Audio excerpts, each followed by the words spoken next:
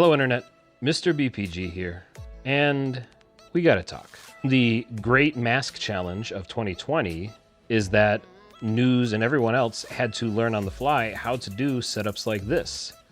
And I think a lot of people working from home realized, hey, there's an opportunity for me to join in. So let's take a deep dive into the quick and easy setup for setting up and making your own blog.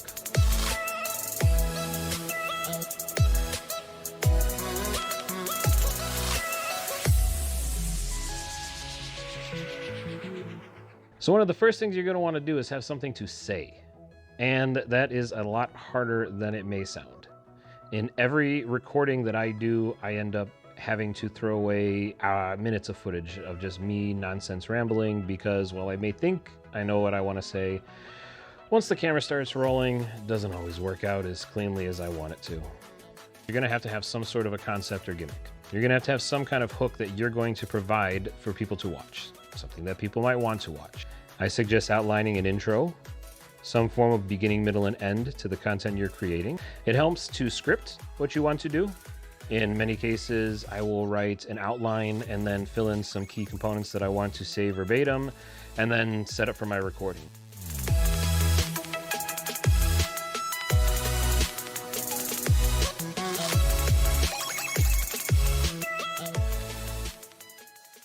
One of the other things you're going to need is a backdrop.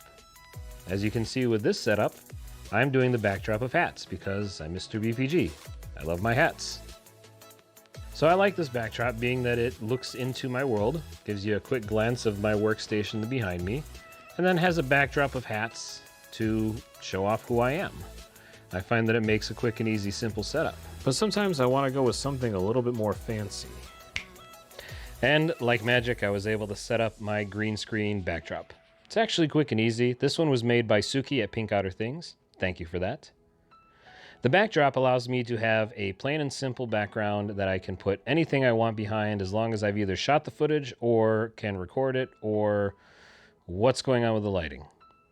So the main goal in the recording process is going to be getting high quality picture matched with good quality audio to take into the post-production process. You're going to want to do whatever you can in your setup to provide a background that is useful to the project you're trying to produce, something that fits your style of channel and fits towards what your audience is going to want to see. If it's too noisy and too messy, they may turn away.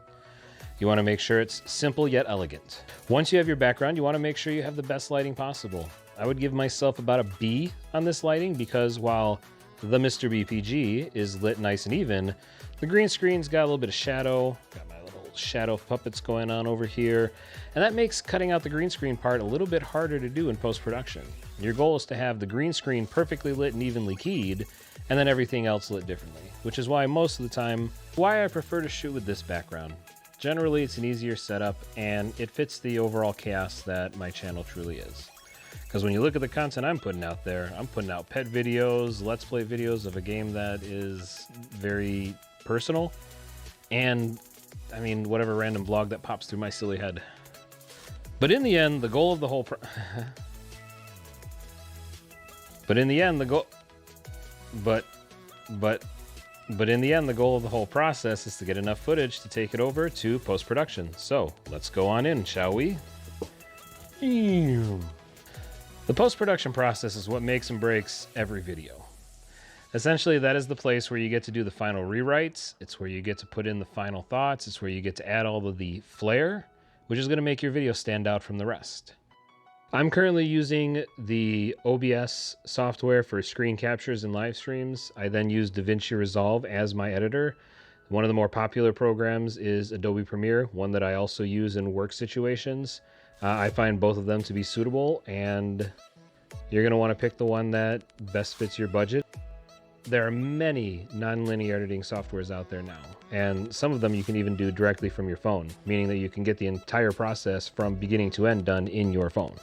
And that's amazing.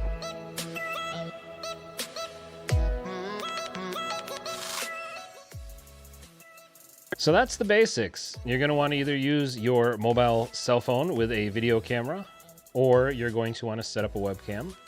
I would suggest getting lavalier or some type of microphone audio so that you'll be able to get higher quality audio than just shouting into the microphone on the phone. If possible, you're going to want to get the best quality lighting that you can afford, even if it's just using lighting around the house. And then think about your background. Don't just throw up anything there. Don't overclutter it the way I do because I got so much chaos going on. Try to make it specific towards what you want to do. And as for editing, well, if you don't want to be an editor, there is no worries because there are a lot of freelance editors out there who are looking for footage nowadays. So team up with someone. You might just be able to build something together. Thank you for watching. And don't forget to do the doobly-doo. Wait, no, the doobly-doo is something else. Don't forget to do the YouTube things. And,